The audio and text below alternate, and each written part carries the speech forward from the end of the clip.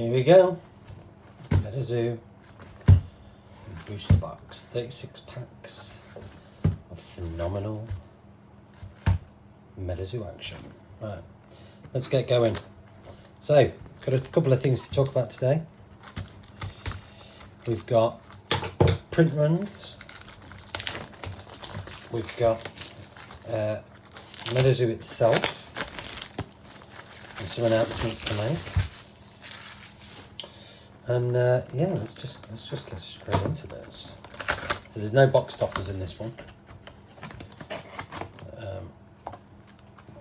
That does look cool, right? That's a bit of a. That's going to make a hell of a, what's it called, isn't it?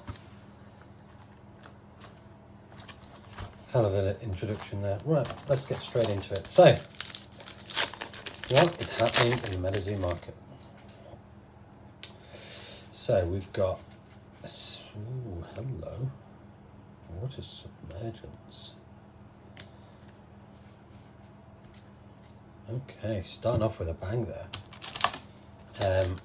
So yeah, so we've got a fair bit of things to talk about today. So we'll start off with the print run. Print run of Metazoo so far. Opalescent moss. Wow. So I want to start off actually by saying that these boxes are loaded. They're absolutely loaded with holos. So I think the spell books and everything else has the reverse holos in, but the booster boxes, bloody hell, Dragon's Rise. That's an awesome holo. Look at that. I'll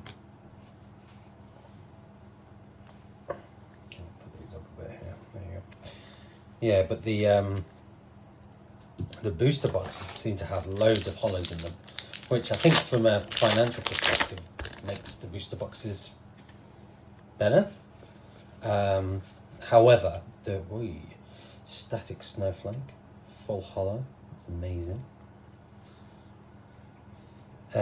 However, it's clear to see that the prices in the last two sets, Wilderness and UFO, haven't been doing great, and that's because you know, it's difficult really.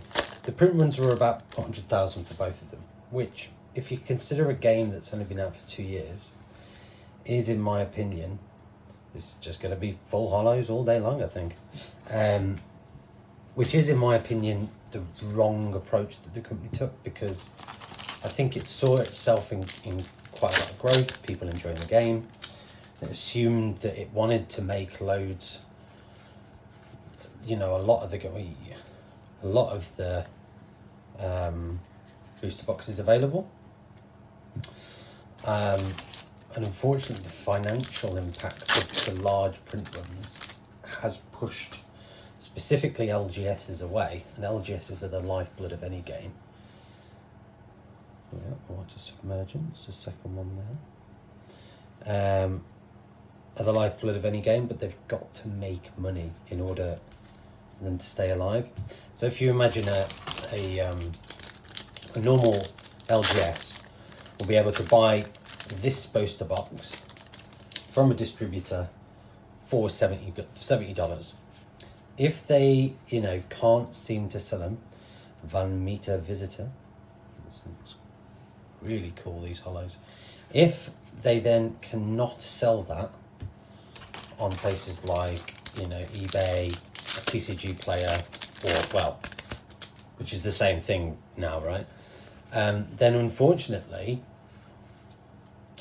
they're going to be in a position, Forest friends, they're going to be in a position where they're not going to be able to make money. And if they're not going to be able to make money, then they're not going to stock the product again, because they feel that, well, what's the point? I could get, you know, a booster box of Dominaria United Collector's Edition, which will that's a nice reverse holo there, which will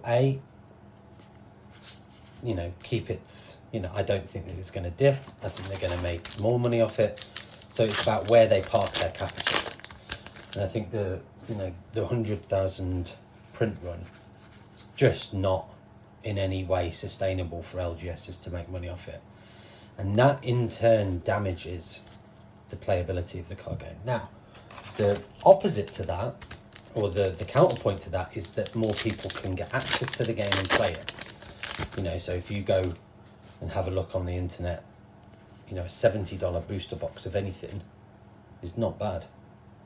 Ogua, full holo, that's pretty cool. So I think there's multiple things working and not working for it, but it's clear to see that the booster boxes of Wilderness and UFO have just not done well, and that's because Forest Fens for the duplicate, and that's just because they printed too much. And you know, you have to look after collectors, players, and investors in equal measure. And I think investors are probably turning away from Metazoo because of it. Players are probably moving towards it because it's cheap. And collectors are going, I'm unsure whether this is going to be something that I want to collect long term. Of course, as well, the thing is that the real chase cards... Oh, this one's stuck. Hang on. Wow, gargantuan sliders. That was a bit stuck then. Don't know why. Gargantuan gliders, full holo. Dragonfire, Ventaken Farm. Yeah, so it's a bit of a delicate situation. I think the company's decision to reduce by half, by 50,000, the print run of what's it called? Gargantuan water. There's a third duplicate there. To 50,000 Seance, the next release, is a smart decision. I think that's correct. I think splitting up these booster boxes and putting them in, you know, product in Walmart, and there's another store there as well, another duplicate. Magic Engineers Oil, that's pretty cool. Is a smart one, and it should be able to make sure that most of that product hits the market. And it's just the right direction to take. Ooh, Cryptid Busters, full holo, that's nice. We'll have to see. We'll have to see if these ages over time. My own personal opinion is that if you bought heavy positions in Wilderness and UFO, unless you bought it at like $50, $60 when the LGS or distributor was getting rid of it to get it off his books and raise some capital, Flatwood Monster. So this one's at about $10 at the minute, which is quite good. It's not a bad pull, that one. Unless you bought it at like ultra low. So I bought some of the second edition booster boxes for $50. If I was going to flip them in the future, I think I'd make a little bit of money on them, but I don't think you're going to make much. Foo Fighters, nice. That's amazing. Some of these holos are spectacular, I must say. So that's what I think. I think that, if you're in Metazoo to make money, I think first edition and Nightfall is your best friend, because the print runs were kept low. Third Forest run there. And that you're not really, in a position where the prices are going to tank. I think the price is pretty steady. I think those, the player base of Metazoo is pretty high. And yeah, that's what I think. Do I think that... Ooh, reverse holo stacks, no. Do I think that Mike, the creator, CEO, is a cause of consternation or a cause of concern?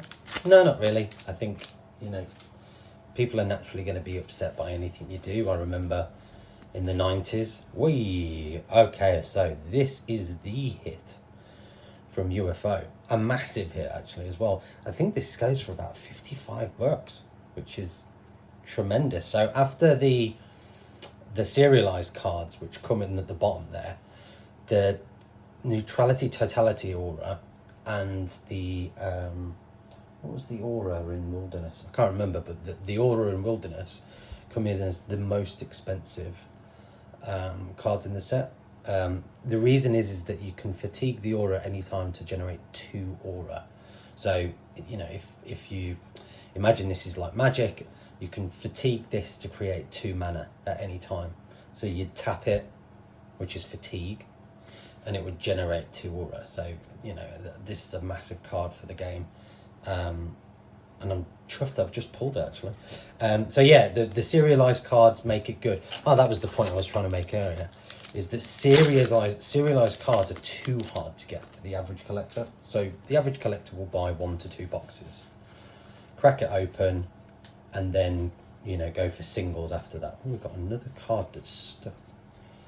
It's just Griddle Greaser Pete. Full holo. So yeah, so I think in Seance they'll probably create some sort of ultra rare pull, you know, full art, kind of heavy kind of pull that'll be kind of one in every booster box or something. And I think that's probably going to be a better way of establishing a little bit more of a chase. You know, like in Flesh and Blood, they have 1 cold foil per box, and things like that. And I think that's where, you know, Metazoo's going to go next, because I think it makes sense. Ooh, another duplicate there. So yeah, so that's what I think at the minute. So is it a good product? Are people liking it and playing it? Yes. Is there going to be kind of crazy, you know, sums of money being made out of Metazoo? No. This is, you know, ostensibly this is just a player's game. And I think, you know, unless you're dealing with like all the sample cards and the Kickstarter cards and, you know, even the first edition kind of graded scene, I don't think there's any money in it, unless it's way down the line. So yeah, I really like it for the art, and I like it for the playability. And you know, the UK scene seems to be picking up. It's nowhere near as big as the scene in the US. Whee! Houston Batman, that's a pretty cool one, isn't it? I like that. Oh, and a duplicate behind it as well.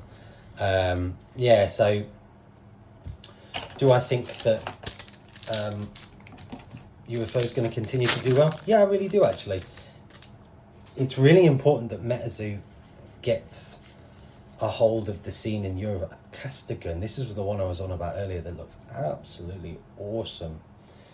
Bit like Neutrality Totality all right there. It looks fantastic, doesn't it?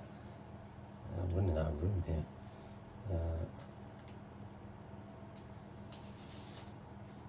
This is kind of crazy how many holo hits are in this box. I think if you make hits too easy, it does damage the financial value of things. If you make the hits too hard, again, you kind of ruin the value of it again. Gargantuan gliders. So this box so far, I think I'm almost at the end, but I mean the amount of pulls I've got is absolute insanity. And I don't think I've heard of anyone getting, you know, boxes that are, that's a beautiful one, and a duplicate as well. Seems to be happening in loads of stuff. There's been a load of Magic that's had like, the tracking has the holo and then the non-holo version right next to it. Specifically in like a collector's box in the Double Masters set. That was mental, the track printing on that. So yes, I think the best thing that they could do, Metazoo, is to create some sort of middle range, 1 per box, 1 per 2 box kind of hit, ultra rare. Still have the serialized cards for those big whale collectors, and then anything after that I think is perfect. Ooh, Dark Shard Meteorite. I'm running out of space here.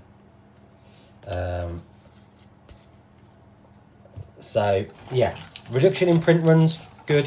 I think that's it's going to be well received by the market. Serialized cards are excellent, but only for whales and people who can open stupid amount of boxes, and not really for your ordinary kind of collector. So I think having that kind of ultra rare kind of pull, one per box, one per 2 boxes, will help to flatten the game out a little bit and help with the financial value. Go grow. So yeah, that's Metazoo UFO, and we had 36 packs. 1, 2, 3, 4, 5, 6, 7, 29 holos, which is absolutely mental. But I'm super chuffed. I got the Neutrality Aura, and then I've also got the Flatwood Monster. So actually, I've got out of the 6 full holo only cards, the Supernova 6, I got 2, which is fantastic actually. There you go. Right, see you later guys. Bye.